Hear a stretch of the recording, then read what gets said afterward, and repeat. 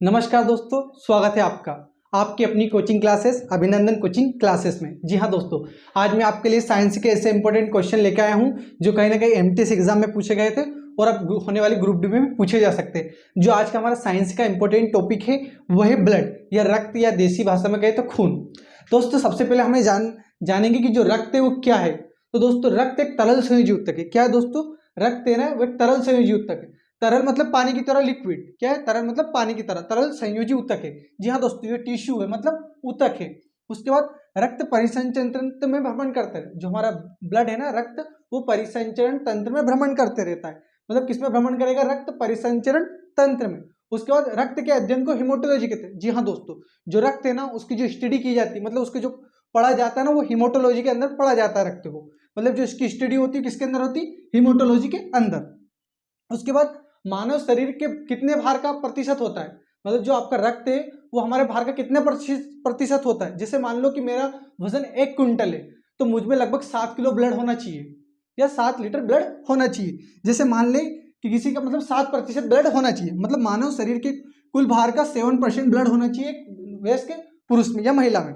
उसके बाद रक्त की उत्पत्ति भ्रूण में, जैसे कि आपने देखा होगा कि जो बच्चे होते हैं उनमें रक्त कहाँ बनता है? तो उनमें मेसोडर्म में रक्त बनता है। मतलब जो भ्रूण अवस्था रहती है, जब बच्चा माँ के पेट में होता है तब उसके जो रक्त निर्माण की प्रक्रिया है ना, वो बनती है मेसोडर्म में। कहाँ बनती है दोस्तों? मेसोडर्म में। उसके बाद रक्त का संग्रहण 2 से 6 डिग्री पर। दोस्तों जो रक्त है उसका संग्रहण, मतलब जो रक्त को रखा जाता है कितने डिग्री पे? 2 से 6 डिग्री पे। इसमें सोडियम सिट्रेट और सोडियम डेक्सट्रोज मिलाया जाता है। क्या मिलाया जाता है? सोडियम सिट्रेट और सोडियम डेक्सट्रोज विलियन मिलाया जाता है और इसे 2 से 6 डिग्री पे रखा जाता है। कितनी डिग्री पे? 2 से 6 डिग्री पे इसे रखा जाता है। उसके बाद दोस्तों सबसे इंपॉर्टेंट बात यह है कि जो आपको जानकर बहुत हैरानी होगी कि हमारे जो ब्लड की एक बूंद कोशिका होती है। कितनी बूंद कोशिका? महज एक बूंद कोशिका। दोस्तों अब हम देखने वाले हैं कि जो रक्त है उसके प्रकार, मतलब रक्त कितने प्रकारों में बटा है। तो रक्त 2 प्रकार में बटा है, एक तो होता है प्लाज्मा और एक होता है रुधिराणु। जी हाँ दोस्तों, जो रक्त है वो 2 प्रकार में बटा है, एक होता है प्लाज्मा और एक होता है रुधिराणु। यदि हम रुधिराणु की बात करें तो 3 प्रकार का होता है। कितने प्रकार का? 3 प्रकार का होता है। इसके प्रकार कौन कौन से होते थे दोस्तों? देखना है, एक आरबीसी होता है जिसे रेड ब्लड कार्पल से कहा जाता है या लाल रक्त कणिकाएं कहा जाता है। एक होता है डब्ल्यूबीसी जिन्हें व्हाइट ब्लड प्लेटलेट से कहा जाता है, मतलब श्वेत रक्त कणिकाएं। और एक होता है बीपी। बीपी मतलब ब्लड प्लेटलेट्स या रक्त बिंबाणु। ये रुधिराणु होते हैं। इसका बारे में हम आगे बात करते हैं, लेकिन उससे पहले हम जानेंगे प्लाज्मा क्या है। मतलब ये भी रक्त का एक भाग है। जो प्लाज्मा होता है रक्त में वो 60% होता है। कितने परसेंट होता है? 60%। जो प्लाज्मा रक्त कणिकाओं को रक्त से अलग करने पर, देखो दोस्तों, जो रक्त कणिकाओं को रक्त से अलग कर दिया जाता है तो जो बचा हुआ पदार्थ क्या कहलाता है? प्लाज्मा कहलाता है। क्या कहलाता है? वो प्लाज्मा कहलाता है। यदि प्लाज्मा की हम बात करें तो प्लाज्मा में 90% पानी होता है। कितना परसेंट पानी होता है दोस्तों? 90% पानी होता है। और 7 से 8%, कितने परसेंट? 7 से 8% क्या होता है उसमें? प्रोटीन एवं कार्बनिक एवं अकार्बनिक पदार्थ, मतलब कार्बनिक पदार्थ एवं अकार्बनिक पदार्थ उसमें होते हैं। उसके बाद यदि हम देखें कि जो रक्त है, जो हमारा रक्त में से प्लाज्मा, यदि प्लाज्मा में से हम फाइब्रोनोजिन प्रोटीन, जी हाँ दोस्तों, यदि हम सीरम, ये सीरम है ना, ये तभी बनता है जब जो प्लाज्मा होता है उससे फाइब्रोनोजिन प्रोटीन, ये फाइब्रोनोजिन प्रोटीन जब हम अलग कर देते हैं किसमें से? प्लाज्मा में से। प्लाज्मा में से जब फाइब्रोनोजिन प्रोटीन अलग कर दिया जाता है तब वो सीरम बनता है। रक्त का कितना क्या बनता है? सीरम बनता है।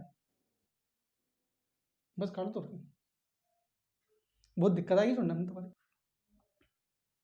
आइए दोस्तों अब देखते हैं जो आरबीसी पढ़ते हैं। हम क्या पढ़ते हैं? आरबीसी। अब आरबीसी क्या होता है? आरबीसी का फुल फॉर्म होता है रेड ब्लड कार्पल्स। क्या होता है दोस्तों? रेड ब्लड कार्पल्स, या कहें तो लाल रक्त कणिकाएं। क्या है? लाल रक्त कणिकाएं। जी हाँ दोस्तों, जो आरबीसी है ये हीमोग्लोबिन के कारण, किसके कारण? हीमोग्लोबिन के कारण। हीमोग्लोबिन के कारण ये क्या होती है? रेड, क्योंकि हीमोग्लोबिन में क्या होता है?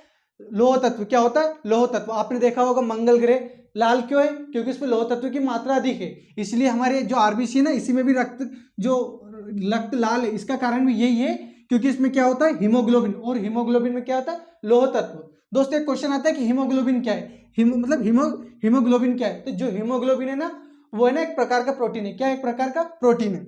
उसके बाद अगर आरबीसी का रासायनिक नाम आ जाए, मतलब आरबीसी को इरोथोसाइट्स भी क्या बोलते हैं? क्या बोलते हैं दोस्तों? इरोथोसाइट्स। जो आरबीसी है ना उसको इरोथोसाइट्स भी बोलते हैं। क्या बोलते हैं? इरोथोसाइट्स। उस आरबीसी का जन्म कहाँ होता है? तो दोस्तों आरबीसी का जो जन्म होता है ना, अस्थि मज्जा में होता है। कहाँ होता है? अस्थि मज्जा, या बोले तो बोन मेरो। अस्थि मतलब हड्डियों के अंदर होता है। जो सबसे ज्यादा रक्त बनता है ना वो फीमर में बनता है, क्योंकि फीमर हमारी सबसे बड़ी हड्डी है और सबसे ज्यादा रक्त भी यही बनेगा, क्योंकि अस्थि मज्जा के अंदर बनेगा और फीमर सबसे बड़ी है तो फीमर के अंदर सबसे ज्यादा रक्त बनेगा। उसके बाद अगर आरबीसी की मृत्यु देखें, मतलब देखो किसी का अगर जन्म होता है उसकी मृत्यु होना तो निश्चित है, वैसे ही आरबीसी में की जो मृत्यु होती है प्लिया में होती है। कहां पर होती है? प्लिया में। अगर देखो कोई व्यक्ति जन्म लेता है तो फिर उसका जीवन काल भी होता है। जीवन काल मतलब उसकी आयु, क्या आयु। तो जो आरबीसी की आयु होती है वो कितने दिन की होती है? वो 20 से 120 दिन की होती है। वो 20 से लेके 120 दिन की होती है। कितने दिन की होती है? 20 से लेके 120 दिन की होती है। फिर पूछ लिया जाए कि आरबीसी का काम क्या है, तो जो आरबीसी होती है ना हमारी संपूर्ण कोशिकाओं में, मतलब जो हमारी कोशिकाएं रहती है उनमें जो ब्लड होता है वो पहुंचाती है, और ब्लड में होता है ऑक्सीजन। क्या होता है? ऑक्सीजन। उस ऑक्सीजन का संवहन करती है। किसका संवहन करती है आरबीसी? ऑक्सीजन का संवहन करती है। ये आरबीसी के बारे में इंपॉर्टेंट फैक्ट है। सबसे ज्यादा पूछे जाने वाला क्वेश्चन यही है कि आरबीसी की मृत्यु कहाँ होती है, तो ये प्लिया में होती है। और अगर पूछे कि जो उसके जीवन काल है वो 20 से 120 दिन का होता है। कितने दिन का होता है? 20 से लेके 120